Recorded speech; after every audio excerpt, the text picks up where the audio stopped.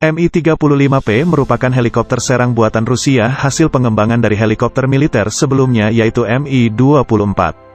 Mi-35P merupakan versi ekspor dari helikopter Mi-24P. Mi-35, kode NATO, HIN, merupakan helikopter tempur dan pengangkut buatan Uni Soviet. Helikopter ini mulai dioperasikan pada tahun 1976 oleh Soviet, dan saat ini masih dipakai oleh 30 negara lainnya. Kode NATO untuk helikopter ini adalah HIN, dan variannya diidentifikasikan dengan menambahkan huruf. Versi ekspor helikopter ini, Mi-25 dan Mi-35, disebut HIN-D dan HIN-E. Pilot Soviet menyebut helikopter ini Letayusi Tank, atau tank terbang. Nama julukan lazim lainnya adalah krokodil, karena bentuk dan warna kamuflasenya. Helikopter seri HIN produksi Mil merupakan favorit pada Perang Dingin dan terus dimodernisasi termasuk oleh Angkatan Bersenjata Rusia.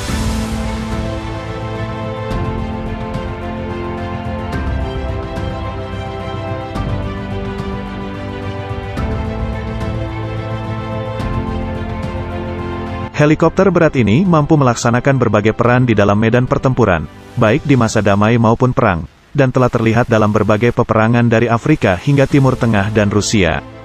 Mi-24, Mi-25, Mi-35 digunakan oleh lebih dari 50 negara dengan jumlah produksi lebih dari 2.000 unit helikopter.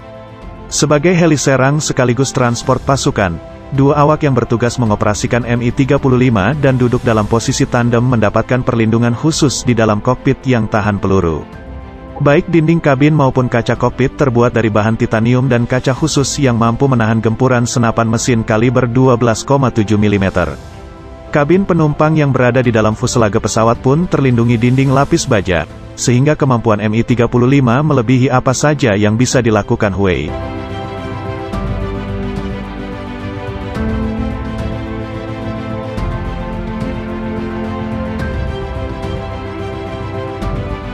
Heli serbu Mi-35 HIN tidak bisa disandingkan dengan AH-64 Apache buatan Amerika karena memang konsep desain berbeda.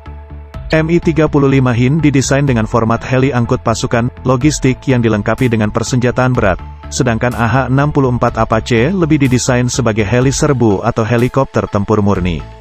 Mi-35P dibuat berdasarkan helikopter transport Mi-8 dan digabungkan dengan sistem dan subsistem dari seri Mi-17.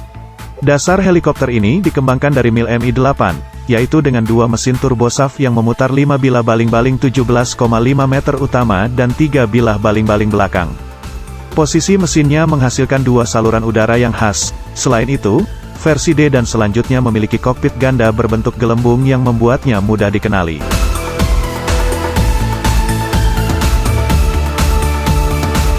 Mi-35P orisinil mempunyai sebuah kokpit glass house, sangat berbeda dengan kokpit tandem. Bodi helikopter ini sangat adaptabel, dapat diadaptasikan sesuai keperluan, mampu membawa sampai 8 pasukan siap tempur atau penumpang atau 4 tandu berisi pasien. Sistem sayap, Stubet Wing, memungkinkan untuk dibawanya persenjataan dalam jumlah besar, dengan standarnya adalah pot roket, pot senapan, sistem misil anti-tank. Sistem sayap ini juga memungkinkan helikopter dilengkapi dengan misil udara ke udara untuk pertahanan diri. Sebuah senapan mesin juga terpasang di bagian hidung helikopter tersebut. Helikopter ini mengombinasikan kemampuan tembak dan kemampuan mengangkut tentara. Keunggulan lain dari Mi-35P adalah bagian tubuh dan kanopi kacanya mampu menahan tembakan hingga kaliber 20 mm dari jarak cukup dekat, sehingga mendapat julukan tank terbang. Untuk persenjataan, TNI AD memodifikasi dengan menambahkan senjata mesin fleksibel berkaliber 12,7 mm dan senjata laras ganda dengan kaliber 30 mm serta pemasangan rudal AT-9 yang merupakan rudal anti-tank.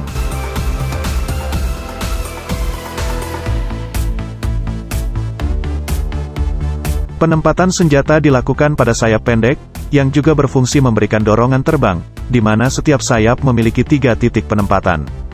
Badan helikopter memiliki lapisan pelindung yang tebal, dan baling-balingnya yang terbuat dari titanium yang tahan tembakan sampai kaliber 12,7 mm. Kokpit helikopter Mi-35P dibuat kedap udara agar tahan dalam kondisi NBC. Mi-35P menggunakan 3 roda pendaratan yang dapat dimasukkan ke dalam badan.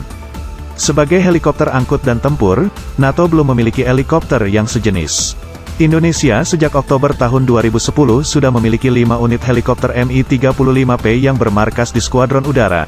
Dilihat dari kemampuan tempur serta daya angkutnya, helikopter Mi-35P bisa disejajarkan dengan jenis helikopter AH-1 Cobra, UH-60 Black Hawk, AH-64 Apache ataupun Mangusta A-129. Kehadiran armada helikopter tempur Mi-35P dari Rusia yang melengkapi Skadron 31 serbu penerbang pada tahun 2010, juga menyertakan paket senjata rudal anti-tank. Mi-35P yang juga dikenal sebagai APC terbang ini dapat membawa 8 pasukan bersenjata lengkap. Mi-35 Hin-E hadir melengkapi Skadron 31 dengan persenjataan yang cukup garang, seperti roket S-8 kaliber 80 mm, pelontar chaff, flare, kanon standar GSH-30-2 kaliber 30 mm, dan rudal anti-tank AT-9 Spiral 2.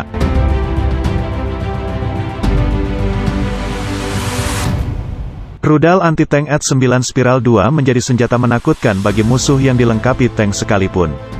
Sama seperti penamaan rudal anti-tank AT-5, nama rudal AT-9 juga merupakan nama yang diberikan oleh pihak NATO.